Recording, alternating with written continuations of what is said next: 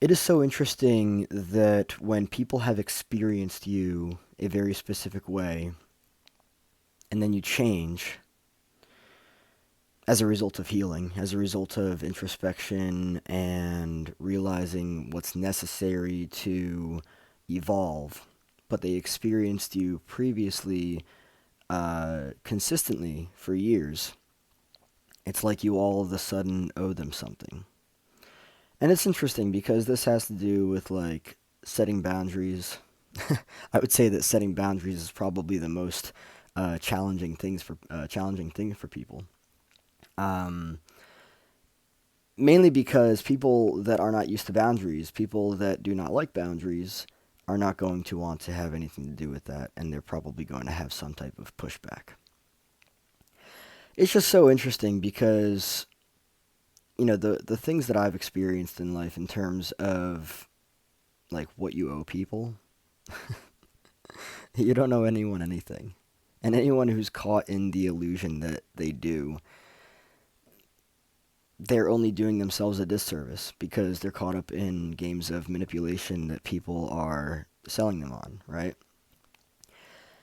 And it's very interesting. The way that I feel at this point in my life is I'm evolving emotionally. I'm allowing myself to be comfortable with emotions that I previously wasn't comfortable with, right?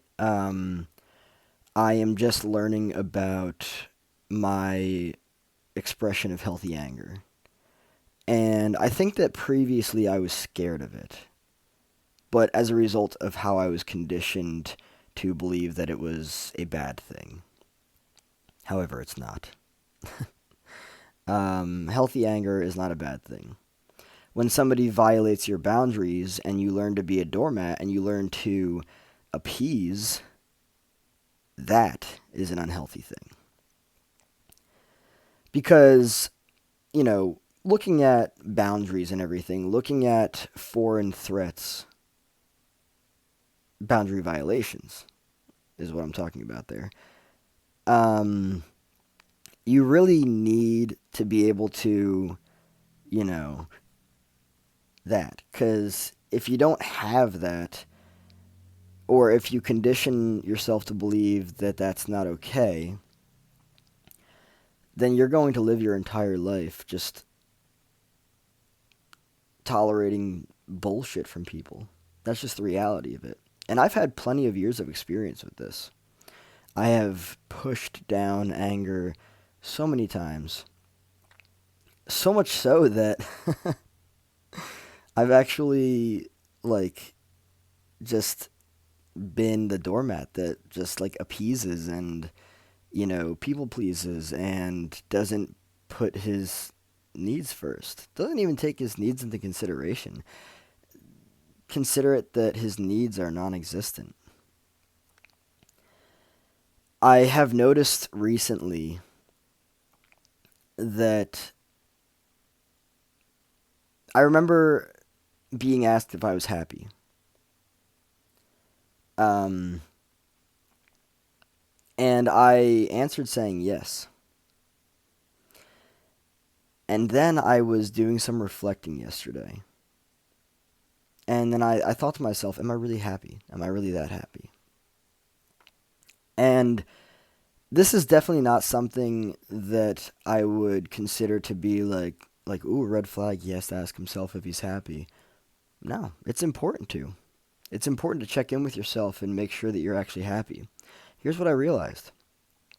I'm not actually 100% happy, and that's not a bad thing. It's a good thing to realize because um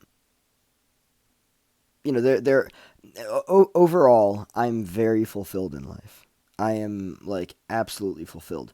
However, there's something that's been a reoccurring theme throughout my entire life, and that is feeling like I'm a burden. Now, actually, I just want to touch base on something real quick because this was interesting as this surfaced while I was literally just talking about it. Part of me was like, dude, you need to stop this video. You need to do the video over. You can't expose that you are not entirely happy. That's not okay. However, authenticity is important to me, and being real with how it is that I feel and my own growth, my own insight, my own introspection, personal evolution, all that stuff is important to me. But just to give some insight as to the parts of me that maybe don't feel 100% fulfilled, I'm going to explore that real quick. Throughout probably my entire life, for reasons I know why exactly, but I'm not going to get into in this video because boundaries are important to me, have felt like a burden. I have felt like whenever it comes to my wants and needs being met, I don't get to ask. I don't get to request. I don't get to communicate them. And whenever I do, and it's interesting too because in the past I've had actual experiences where I've communicated what it is that I want and what it is that I need, and you know, it's like, the person was like, "No, you can't have that. I'm not going to do that." It's like, okay. So then that of course further conditions a person to be like, "Well, look, there's the example. My wants and needs not only are non-existent, they don't matter." Right?